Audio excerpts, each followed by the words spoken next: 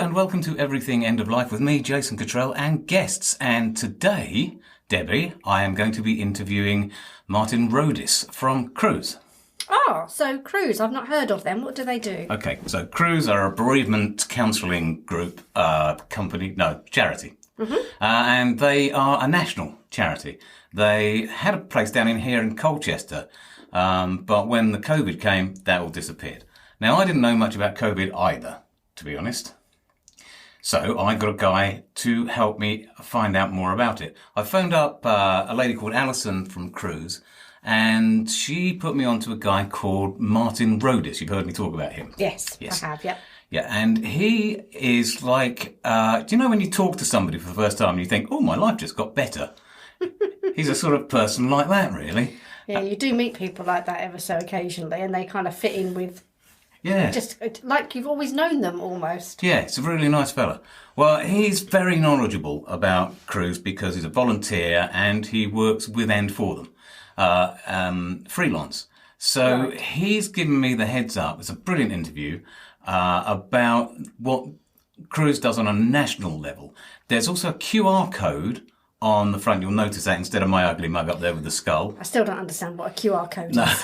okay, just get your phone on camera and hover it over there, and it will come up a little link. Tap on the link, and it will take you to Martin's 2023 fundraiser for Cruse. So, yeah, you'll have to do that. I'll have to show you how to do that. Yeah, it's still a novelty to me, that one. But yeah, it sounds really interesting. I know nothing about Cruse, so, Okay. I've never even heard of them. Well, as I've actually already done the interview, Well, you do know. I do know, and I'm going to make... You can listen to it for a bit later. Okay. So have a listen, everybody, and do enjoy. Today, I have the absolute pleasure of speaking with Martin Roddis. Roddis, is that correct? Martin Roddis? Jason, that'll be Roddis. Roddis. Roddis, yeah. Roddis, okay. Don't like to get these things wrong, which I do on a frequent occasion. So Martin is from Cruse. So Martin, could you just give us a little bit about Cruse and what Cruse does? It's a charity, I know, and it does bereavement counselling. But if you could flesh that out for me, that'd be great. Absolutely, it'll be my pleasure. And thank you for inviting me onto the pod. It's been, I'm really looking forward to this. So to give the charity our full name, we're Cruse Bereavement Support. And funnily enough, we're one of the largest, or we're the largest grief charity in England, with probably the smallest awareness footprint, which can cause us some challenges, which I'll explain to you later on. Okay. So, yeah, we have over 4,000 volunteers, and we do not exclude anybody seeing us due to the nature of death. Right. So we will see anyone that's grieving. Okay, that sounds brilliant. So, if you could tell we've been chatting now for a few weeks, so we've kind of got to know each other. But if you, for the sake of the audience, could let them know what your role is in Cruse, because I think you've got a couple of roles going on there. Yeah, my journey with Cruse, one of our ambitions, one of our values within Cruse is that we're ambitious, and that is the truth. So I joined Cruse as a volunteer.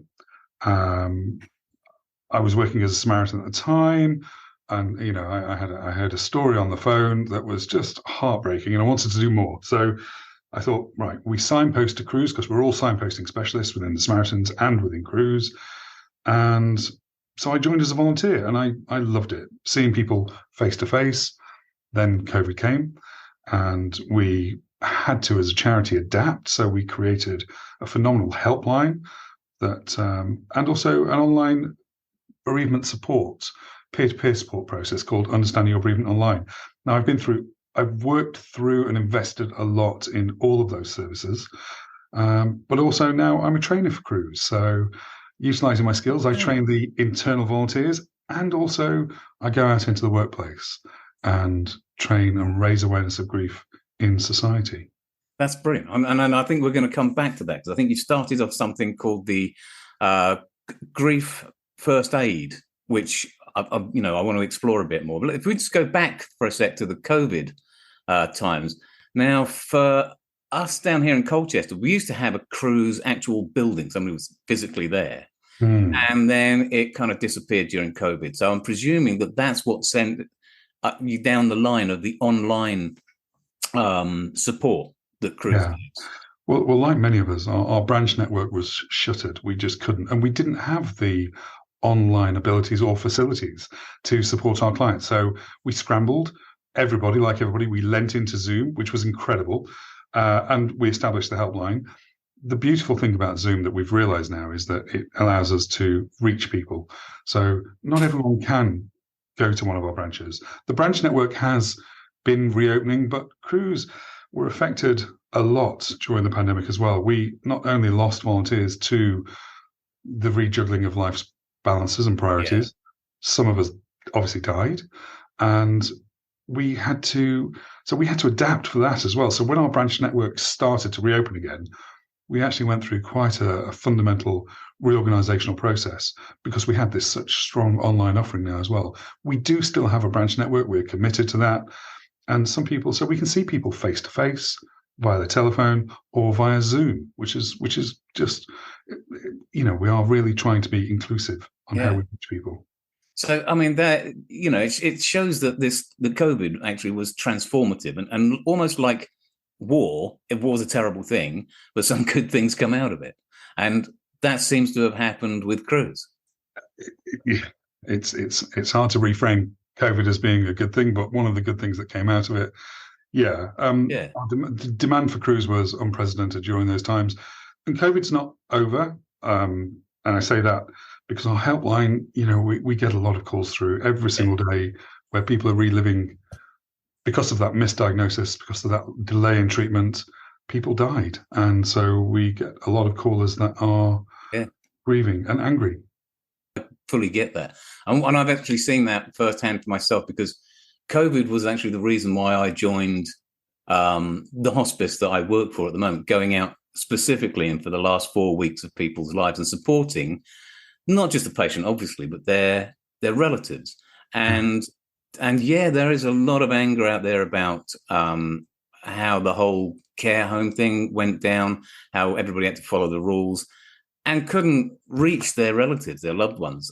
Yeah. We were kind of good because we had patients who were dying at home, so we could go into the home.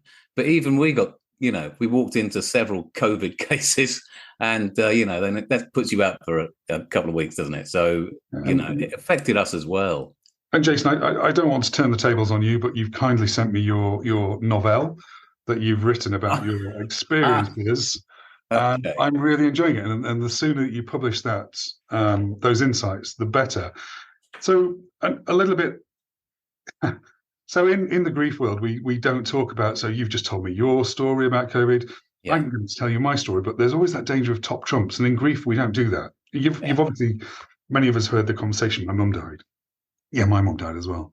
My mum died of cancer. Well, my mum died of cancer plus, and we're very aware not to do that. Yeah, absolutely.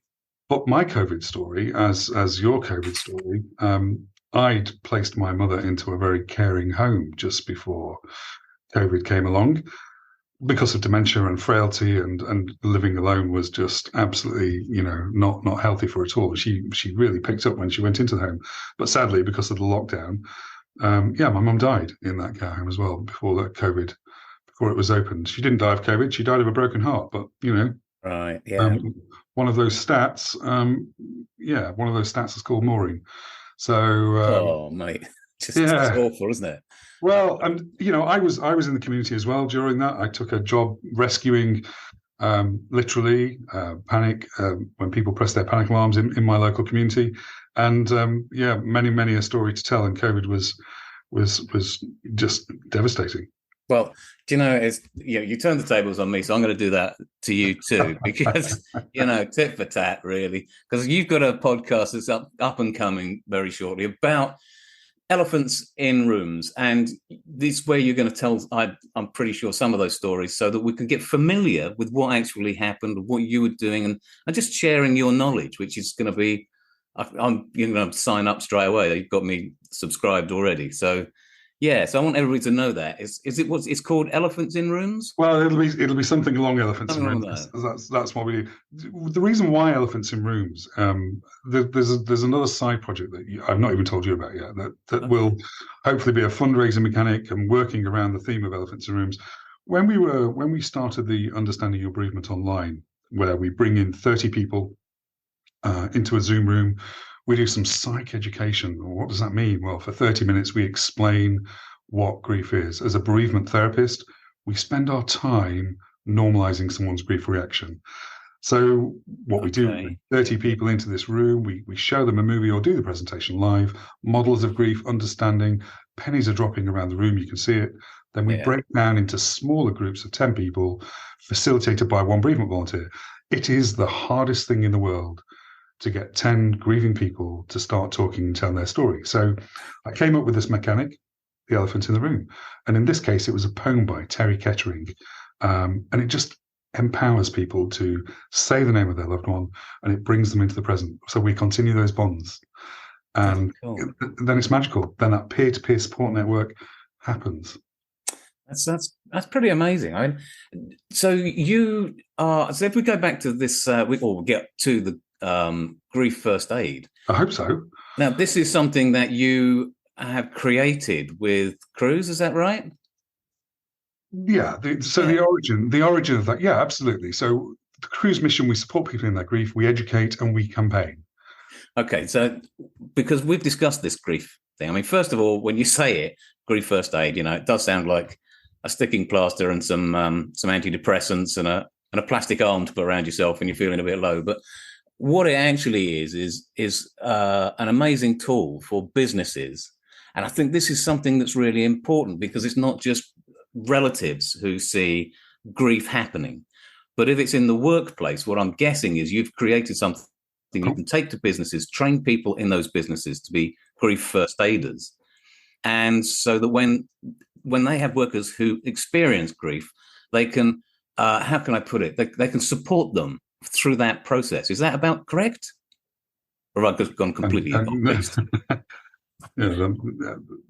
Look, you're absolutely correct. And you can actually liken the grief first aid program that we've developed as if you relate it to a physical first aid, when, every single workplace, in our homes, in our workplace, if we hurt ourselves, we have that immediate first aid, that plaster, that bandage, we know what to do.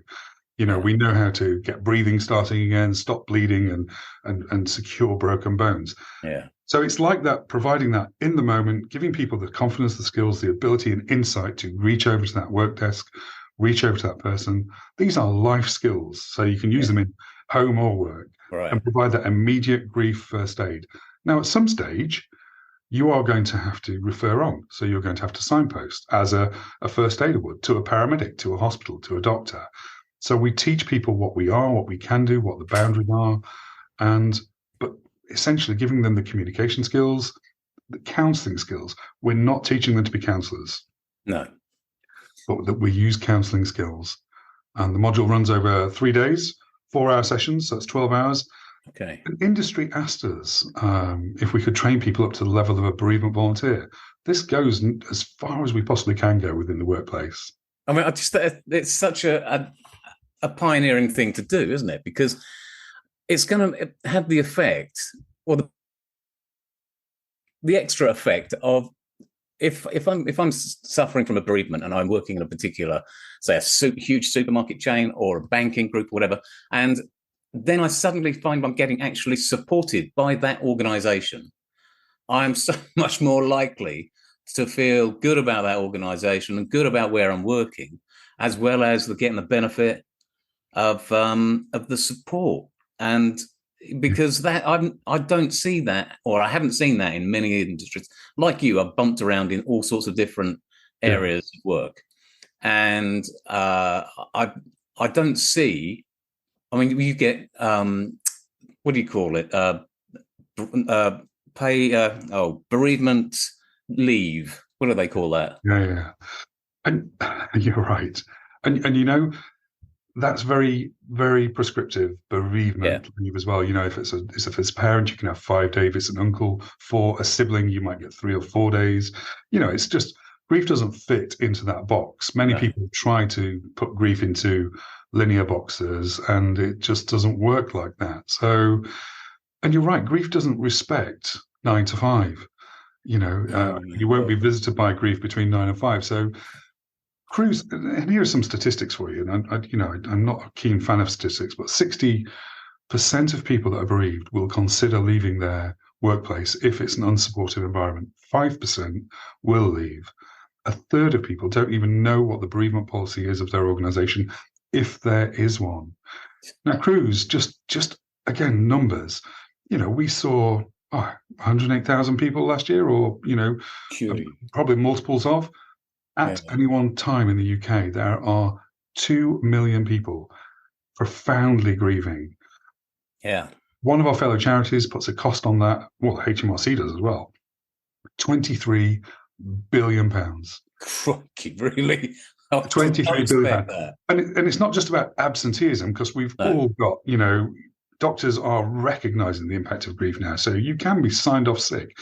But what we are hoping to do, and what Cruse does, and what the Grief First Aid Programme, if you can provide that supportive, encouraging, nurturing environment and allow someone to adopt and lean into their grieving experience, when they make that adaptation, they become more productive in life, in their family, their relationships, and their workplace. So turnover's lower, and they become productive again. Presenteeism is as costly as absenteeism, for sure. Do you know, that touches on something that we've touched on before in Everything in Life, and that is that there's a cultural element to this, because in some other cultures, it's already taken for granted that if a person is, going through that grieving process, that the workplace will support them in that.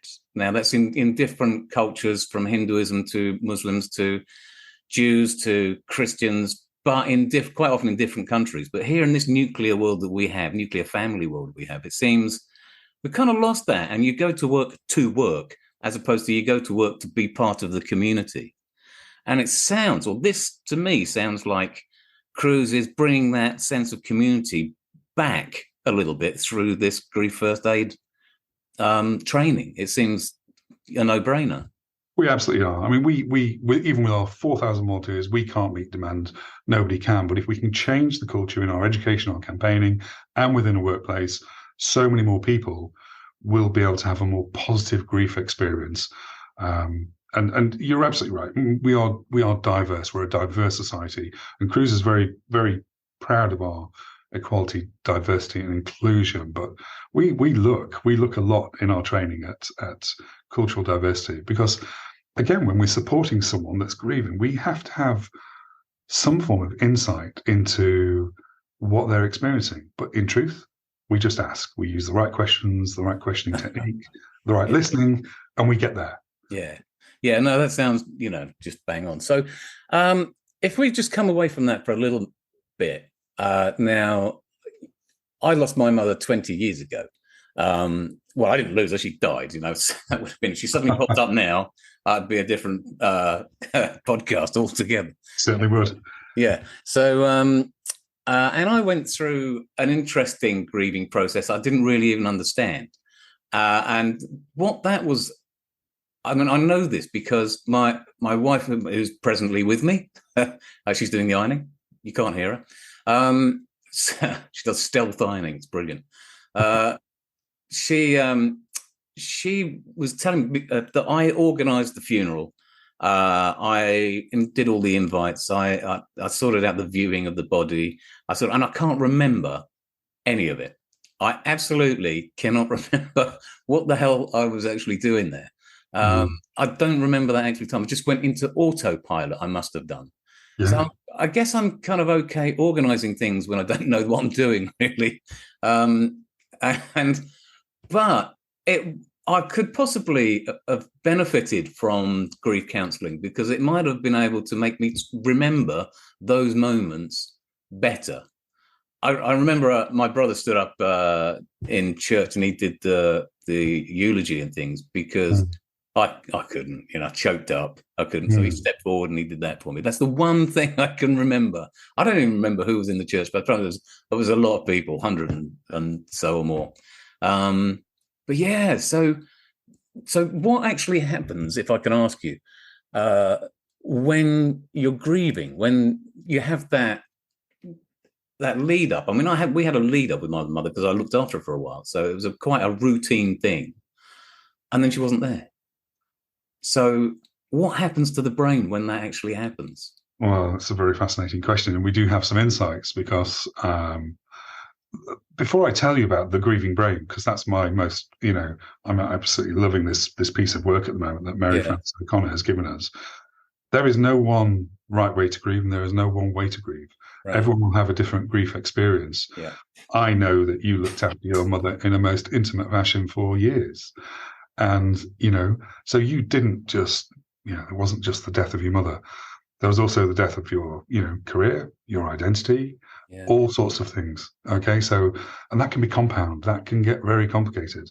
But back to your original observation, what's happening in the brain, I am really excited to say that when we get to talk about Grief First Aid course, which we're peppering throughout this anyway, I stumbled upon a piece of work by Mary Frances O'Connor, and the book is called The Grieving Brain. And bless her, I did a little video that we use within the Grief First Aid course, and it's relatable. I've delivered this with Kirsty to a university campus. I've delivered it to a room full of people bereaved by suicide. Many Grief First Aid courses now. We've trained over 300 people just since we launched late September. Wow. Pennies drop, because the grieving brain, we have these mental maps, these neural connections that are deeply, implicitly encoded into our brain in those intense loving moments. And when someone dies, the brain doesn't want to give that up overnight. It could take months, it could take weeks, it could take years. And every time that the current, the knowledge, the obvious knowledge, you've been to the funeral, you've buried, you've nursed your mum, but that implicit knowledge that keeps us, these maps, I'm sure you've jumped in your car and magically appeared at one of your workplaces and you don't know how you've got there. So these maps take us through life, that lump in the bed, we know it's our partner or our cat or dog in your case as well. When that implicit knowledge meets, the current reality, we can have a jarring grief reaction. We use the grieving brain a lot within the training because a lot of this material, we are literally striding on the backs of giants. Bessel van der Kolk, Carl Rogers, all of these huge people. I could carry on. It's just a huge list. And we turn that into a story. We make it relatable. We make grief understandable. My parents never had a grief conversation. They never had a conversation about death, certainly about what was going to happen to them. We're just not good at it. So we bring that to the fore. We talk about it. Okay, I mean, that trips off a few things on my mind when I'm hearing you saying that. And it's something we were talking probably in the very first, or certainly with Becky Ricks, or also with Dr. Karen Chumley. We were talking about being prepared for. So if we know that this is coming, if we know that one of our relatives is ill, or friends or family or whatever, what do we do to prepare for that particular event? I mean, is there anything you can do to prepare for that? So you're talking about coming. Well, you're talking about anticipatory grief. Yeah. So have the conversations, talk, because there's still that fantastic time to make memories so that you can literally continue those bonds when that person has died. Yeah. So, but even if you are going through anticipatory grief, and even if you know what's coming, when the event happens, when that person dies. Oh, yeah. So can you prepare? No. I mean, it just comes in waves at you, doesn't it? That grief. Yeah. And as we've already alluded to, it's not 9 to 5, and that's why, grief in the workplace, even a simple thing of providing a safe space, providing a room, giving them the ability to get off that checkout, get out of the office, unplug that phone, have that meeting. We've heard some fantastic testimonies of people that literally they get through the day, the 9 to 5, they welcome that 1 hour commute home in the car, and they cry from point A to point B because that's the only safe space they've had in the day. And we go through some of the models in the Grief First Aid course, like the Strobe and Schutt model, the dual process model, it's commonly called, and that explains again to people where they will understand that when we experience the loss of someone and we're grieving, we are loss orientated, but there will be moments when the call of the world literally will pull us and yank us back into that restoration orientation. And we can experience the loss and the restoration in different moments at all different times, and loss within a restoration moment. When we hear that song, have that meal, detect that scent, we can be pulled straight back into that grief. We, as you know, I told you beforehand, we lost my father-in-law at the beginning of the year. Yeah.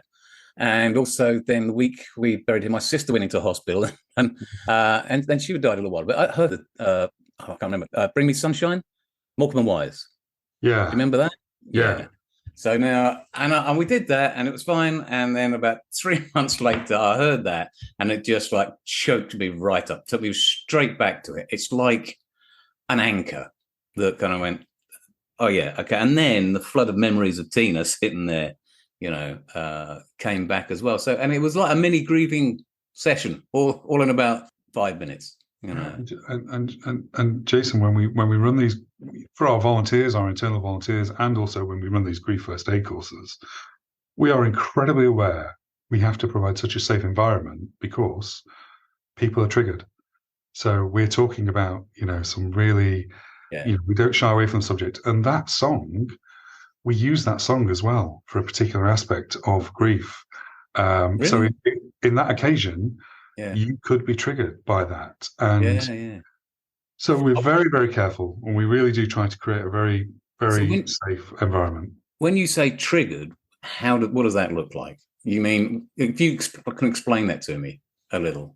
Okay, so our grief reaction can be amplified by a previous grief loss. So if there's some historic loss in our lives where we didn't process that loss at the time, the death of a sibling, a grandmother, a parent, whatever it may be, if we didn't have the ability to process and we didn't feel safe in that moment, that can stay with us.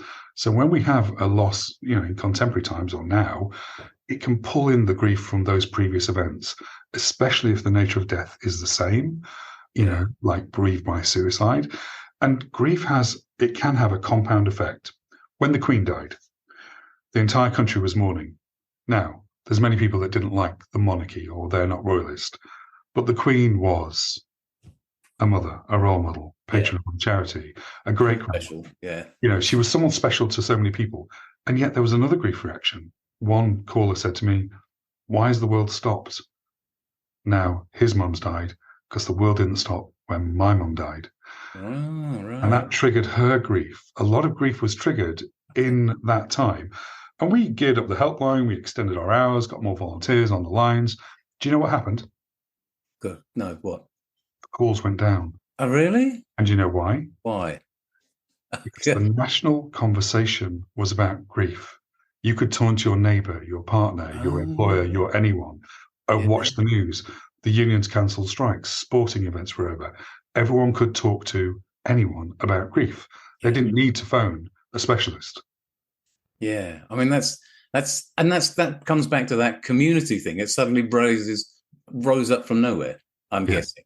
So that's interesting, isn't it? Because I remember that there was a lot of talk, even in our work, about death and dying. But it allowed the conversation to be had. It did. Yeah.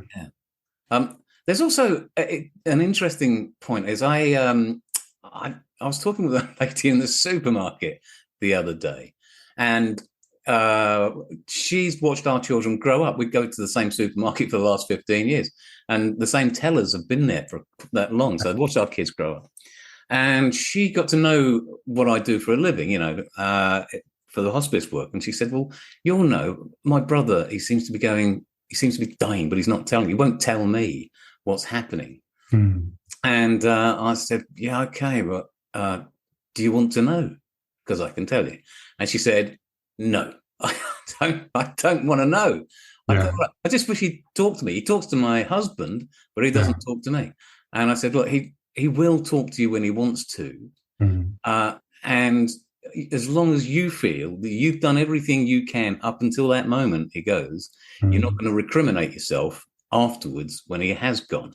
And that was fine. And she was okay with that. And about 2 weeks later, she called me back. She said, "You do this podcast thing, don't you?" And I said, yeah. I said, everything end of life. And she said, I don't want to listen to it. I said, well, okay, that's it. I'm not forcing you to. She said, it's just that I don't want to know. I don't want to face it. I went, okay. Yeah. All right. So what do you want to know? And she said, and there's a queue of people building up actually at the till at this time. So I had to be quite quick. And she said, well, what happens how will I know when he's dying? I say, he'll eat less by choice, probably. He'll start to drink less. He'll start to sleep more and more until one day doesn't wake up. Mm. And she said, that was enough for her. She said, oh, thank you. So that's enough for me. Now I know, what the markers are to look out for. I can be a bit prepared for when it happened. And I think he's still with us. I'm kind of, I haven't seen her in the supermarket, but when I will. And she said, it's like having my own counsellor. I went, I'm really not a counsellor. It's not. There's a lot more to that than that conversation going on. But some people just don't want to know. No, they don't. And but what you did then, what you gave her was amazing, because guilt can be a huge reaction. Yeah. When we experience a loss. Also, another one is relief. Relief can be a huge reaction as well. Yeah. Yeah. I think in some ways for members of our family who have been suffering, and we've had a few, when they go, it's like, oh, God for that. I'm so sorry, but and then a little bit of guilt about that, because we've either been looking after them, or I can see that that guilt it can be a really tricky one. Is that something? I mean, that's something you obviously must cover in some depth. We do. We cover all the emotions like that, and how to navigate that. Because what we don't do, we don't give advice, and what we don't do is we don't undermine that guilt. Yeah. Acknowledgement is one of the most powerful things that you can do. So we give these insights, these skills, and this framework. It's really interesting, even with helping professionals. I mean, we train doctors, nurses, hairdressers. They make the best of grief volunteers. Because their listening skills are absolutely fantastic. Yeah, hairdressers are great. Oh, therapists. But even when we were training people that were in, so a lot of school teachers and people that have some idea about, how to approach very delicate subjects. Yeah. One of the first things they ask us for is, what's the script? What do we say? What's the A to B? What do we, give me the words. Yeah. There is no script. There is no special ingredient, no, but there's a way. Yeah. And there are some words you don't use, at least. I think that's interesting, because that mirrors where some of the questions we get asked. And the classic is, how long have they got? And I say, we can't say, right, okay, Thursday, 2:00, get yourself ready, get the family around. But we can say that there are markers. And I think that's probably a similar thing in grieving. There's things that you might come across, you might not. So, yeah. And Jason, that comment has just taken me back to, I've recently had the privilege, and it was a privilege, of training a number of, so this is a prison fellowship charity, so people of faith, and they support the chaplaincy in prisons. And one of the challenges when you're, on the inside is when you get notification that somebody's potentially nearing the end of life, and from the work you've done how intimate and helpful that can be when the actual day arrives that they die, they have to go through such a process to even try and make an attempt to go and say their goodbyes. And because you can't put a pin in the day or the date, and there's lots of other, hurdles they have to jump over. So their grief in prison can become incredibly complicated. And the work that the Prison Fellowship do, we, as an organisation, we work around Carl Rogers' 3 core conditions. This is psychology terms, empathy, congruence, and unconditional positive regard. I have never seen so much unconditional positive regard, congruence, and empathy on display. 2 standout groups. One was the police, and one was the prison fellowship. Yeah. One was dealing with the victims of crime in the moment. The other one was dealing with the grief of the perpetrators of crime. That's just incredible. That is really complex to unpick. Is that another podcast? Yes, yeah, couldn't it? I'm going to go back to what Pauline Midwinter, the celebrant, said. She said, sometimes the person that people are grieving for, they're not grieving for. They're glad they're gone because they were a complete bastard, And there's, how do you deal with that? Well, again, yeah. Listen, if I haven't already mentioned, I'll mention it now. A lot of the people that volunteer for us are trainee counsellors, and we give them the foundational skills, but they learn the business when they actually do the volunteering. Yeah. You can't just come to be trained, tick that box, move on. You have to do it. If I gave your incredibly capable daughter a book on how to drive a car, and she said to me, "I've read it, great, let's jump in it and go down the motorway, I'll drive," I wouldn't be jumping in that car with her, as competent and brilliant as she is. So she's brilliant. I've got to just say, on that score, it's a real sad thing, but she did a theory yesterday and she missed it by 1 point. She failed by 1 point, so she's going to take it again in a couple of weeks, but she'll breeze it. But now, did she have a grief reaction to that? Because we can have a grief reaction, not just to the death of a person. Yeah, she stayed off the college. Yeah, she stayed off college for the rest of the day, and she was. You could see she was like visibly. It's not. It goes beyond disappointment, or almost. It's like, I'm not going to be able to move forward. It's a grief reaction.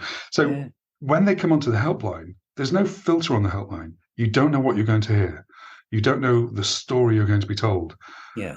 And because it's a safe space, because someoe's listening with empathy, with all the open questions and showing a vested interest, they can declare and come out with, there's a disinhibition effect where you may be the only person that they can tell what truly they feel like, because they can't tell their family members, I'm so relieved they're dead.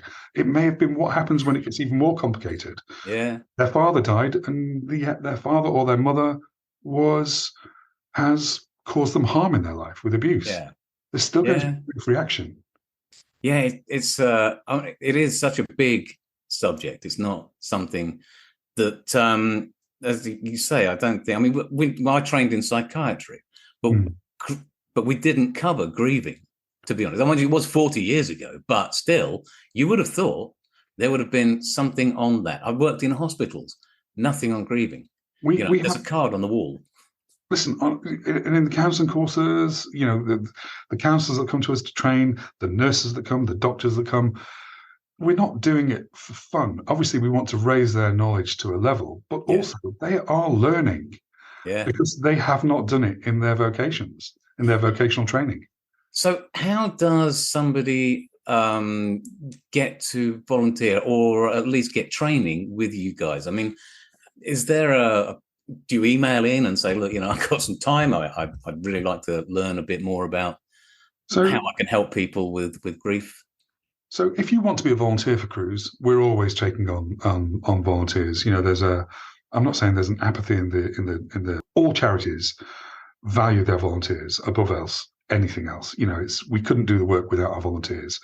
So we are constantly training for volunteers, and we will train Zoom.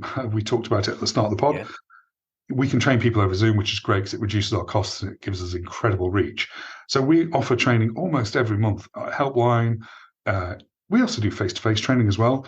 So depends on which route you come into Cruse. So we have a branch network, so you can become a branch volunteer. And that training will be more bespoke for seeing people over Zoom, telephone, and in person, perhaps. Our helpline training course is more bespoke because of the technology involved and the nature of the callers. But just visit the Cruse website, fill in the form, say you're interested in volunteering. And that's the same for businesses, is it? So no, if you don't want to volunteer, then businesses, they have the perfect opportunity to sign up for the grief first aider course. There you go. So there you go. And, some companies are mapping it to their mental health first aider scheme. Some companies have hundreds, if not thousands, of mental health first aiders. We are hoping that companies adopt the grief first aiders. And some of the people coming will be on the front line, offering that grief support. Other managers will be coming with a view to putting together policies and changing the organisational culture. So they would become grief first aiders, and they can just pay for that. There's no volunteering commitment. They do the 3 modules, these 3 4-hour modules, and it's just the feedback we've had so far is absolutely incredible. It's made such a huge impact. What really I think is beautiful in a way is that this is a kind of, we're growing in a sense as a society, because how did we suddenly have mental health first aiders in businesses? That's only been a thing in the last few years, as far as I've seen. Maybe the last 10 years. But isn't it great we're having this conversation now? Yeah, absolutely. And this is one of our primary goals at Cruse, to educate, to evangelize, to raise that consciousness in the workplace, not just 4,000 volunteers beavering away in the background in closed Zoom rooms or branch rooms. We want to give people agency to have that conversation in the workplace. You've been a volunteer, I'm a volunteer. And when I was in my normal office, I didn't step up. I used my listening skills as a Samaritan or my bereavement skills in my mind, but you can't just step up into that role. You need to have boundaries, you need to have process, you need to have, safeguards. So it's important that, these people's skills are just brought to the fore.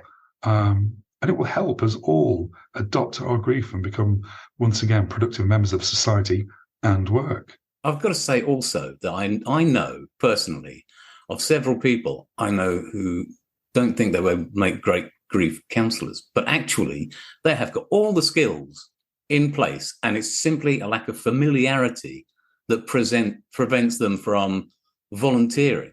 And that I'm going to call out various people, not by name, but just say, who you are. Get out there and start volunteering, because it's an amazing job. Well, listen, Martin, it's been an absolute pleasure as always to speak with you about this. And can you just reiterate the website for me for Cruse? Yeah, and you're not getting off the hook that easily either. So Cruse is cruse.org.uk for one. Yeah. But I know that you are going to put a little picture of a QR code in the trailer on your pod. That QR code's got a little elephant in. That will take you to my crowdfunder. What Cruse is doing at the moment, we've got a crowdfunder appeal going. We're facing a perfect storm at the moment as well. Funding from COVID times disappeared. Demand has increased. So we are, we've launched this crowdfunder. If you're listening to this in November or December 2023, you can search crowdfunder, the Cruse cause, or click on the QR code on this pod, and that will take you straight to my crowdfunder. But generally, as an organization, one of our straplines is "You are not alone." Just knowing Cruse without the I. Cruse with an I is a Bahamian kind of big boat. Cruse without the I.org.uk. Yeah. On there is a way you can donate. There's our helpline telephone number, and there are some amazing signposting resources. So quite literally, just by knowing our website and our helpline number, you are not alone, and you do not need to be alone in your grief.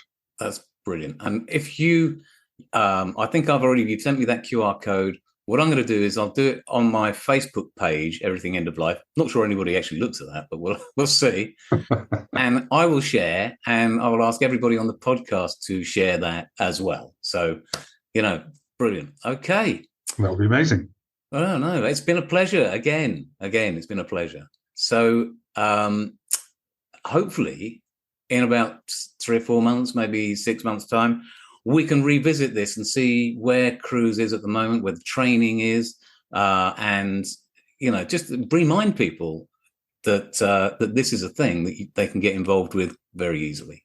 That would be very much appreciated, Jason. Okay, thanks again, Martin. Thanks for being here with us at Everything End of Life. Yes, a brilliant interview. So I now know, and you now know, a lot more about Cruse. Now, we've got coming up another interview with Father Rick Fernandez from Colchester. He's a Catholic priest. Really interested in what he's going to have to say. I mean, having a real live priest. In your space is a bit daunting at the best of times. So yeah, well, I mean, I have chatted with him, and he comes up with some incredibly difficult issues, like if somebody in the family really doesn't want to have a Catholic family, but the rest of a Catholic funeral, but the rest other people do want him to have a Catholic funeral, even though he's dead. How does he navigate that? Oh, yeah, it must be a minefield. So that is a tricky one. It has some very tricky problems to deal with. After that, we're going to probably have a lady talking about how her husband had committed suicide, Jenny, and she's very frank and very open about it, and also tells us some of the ways she managed to cope with that and how she came back from that. She's a very amazingly strong lady. You know Jenny, I think. I don't think I've ever met Jenny, but I certainly have heard you talk about her. Yeah, quite a lot. Did you not work with Jenny? Yeah, she worked with us. Yeah, she worked with us in the virtual ward team, and she was amazing there, and she's amazing now. And in January, we have got Dr. Liz O'Riordan, who many of you may already know. She's the breast cancer surgeon who contracted, or didn't contract, but was diagnosed with breast cancer. And she's done a vlog for the last 7 years. And I think you've heard her. Yes. Yeah.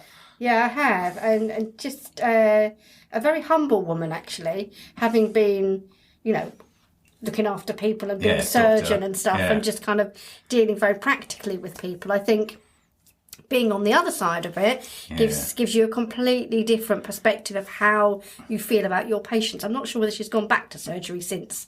No, me neither. I think she does what she does full time, which is to try and educate and help people. So anyway, we've got a full programme coming up over the next little while. So And Christmas in the way. And Christmas in the way, yeah. I'll try not to do too much over Christmas. Sorry. Okay. Hit the Facebook page, which is Everything End of Life. You can also contact me by email, djcatrell@hotmail.com. That's with 1 T and 2 L's. djcatrell@hotmail.com. Okay. Have a lovely week, folks, and we'll see you on the next run.